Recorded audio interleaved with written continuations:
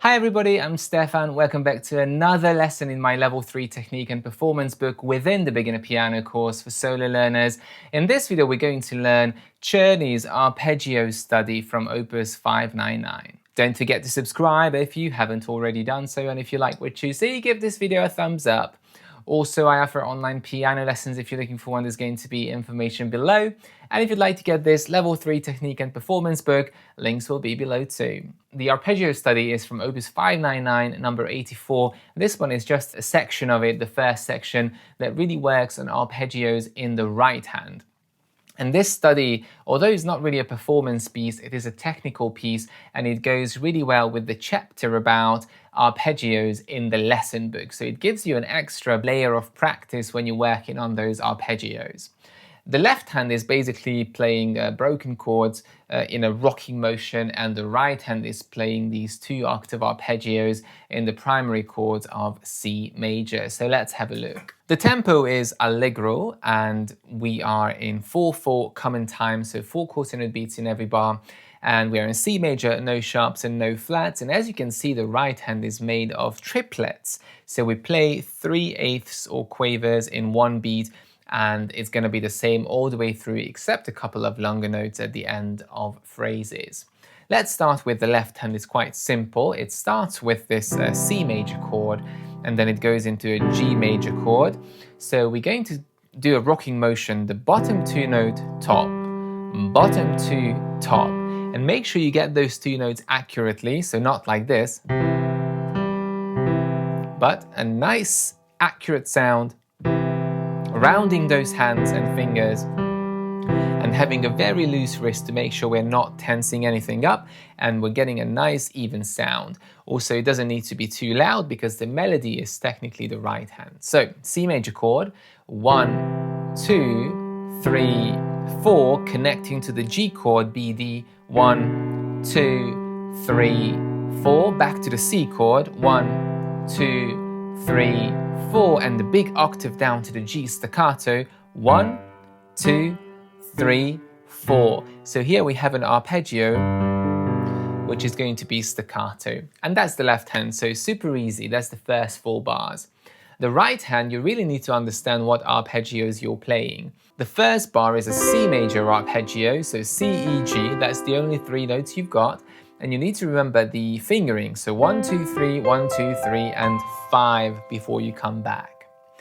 The second arpeggio is going to be an inverted G major, so D, G, B. This is a little bit harder because you need to use a different finger combination here, and the distances are inverted, but it's very important to practice inverted arpeggios as well, because the hand needs to be comfortable with all these intervals in between the notes.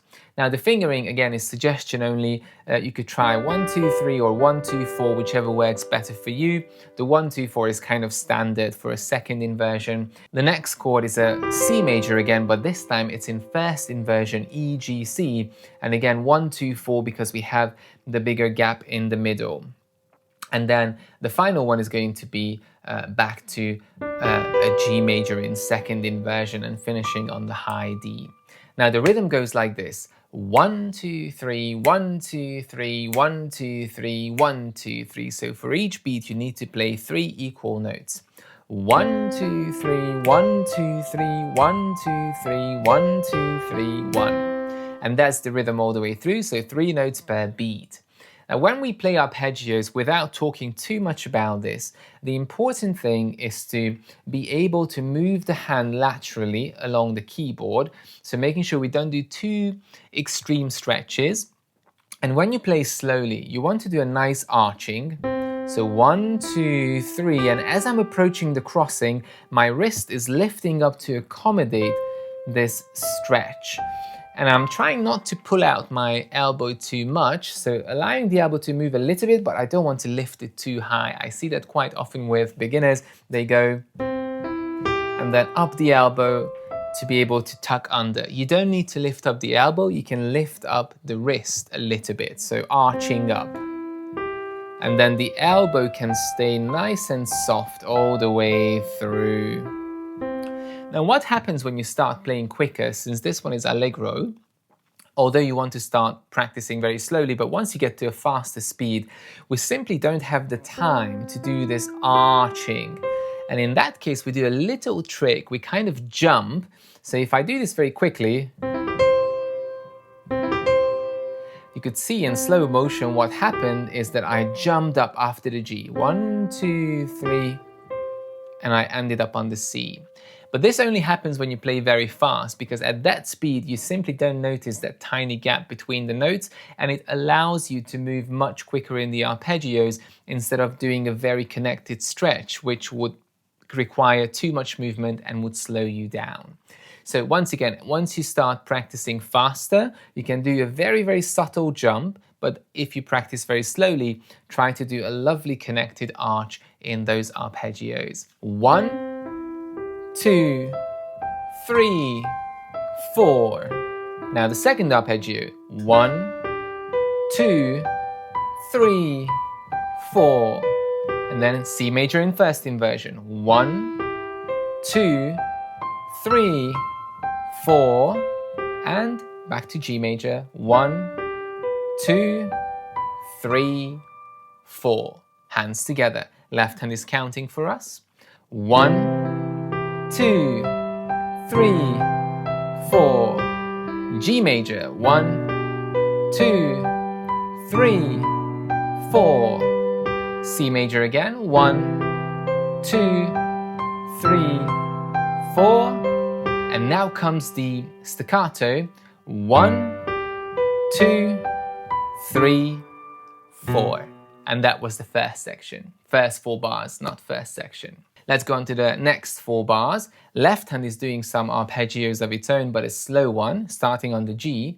1, 2, 3, 4. Then a C. 1, 2, 3, 4. And then staccato. F, D, G, G, C. So just basically accompanying the right hand with some shorter arpeggios and slower arpeggios. Right hand, we have a 7th chord, a G7 chord here, which is F, B, D, a little bit trickier.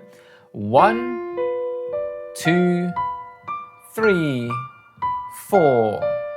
Then we have a C major again. 1, 2, and now we have 2 rolling down broken chords. 1, 2, then we have a D minor. 1, 2, and a G major. 1, 2, and C major coming down. 1, 2, and C. So once again, we start at the C position here. 1, then a D minor chord, then a G major chord, and the C major. And there we are, hands together. So starting at the G and F, so coming up.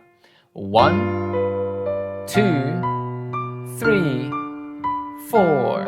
Now C major. 1, 2, 3, 4. Staccato F, G major, and the C major coming down. And that's the end. A really fun study for arpeggios. Go very slowly in the beginning, make sure it's nice and even. You don't get any tiredness or uncomfortable feeling in your hand. It means you're tensing up or you're doing too stretchy thumb crossings in the arpeggios. So try to really focus on a feeling of comfort when you practice slowly, evenness and a beautiful connected sound. And if you manage that, you can start challenging yourself a little bit with the speed. And don't forget, the faster you go, the less motion we need in those crossings, and we can do a very, very subtle jump in between those octaves.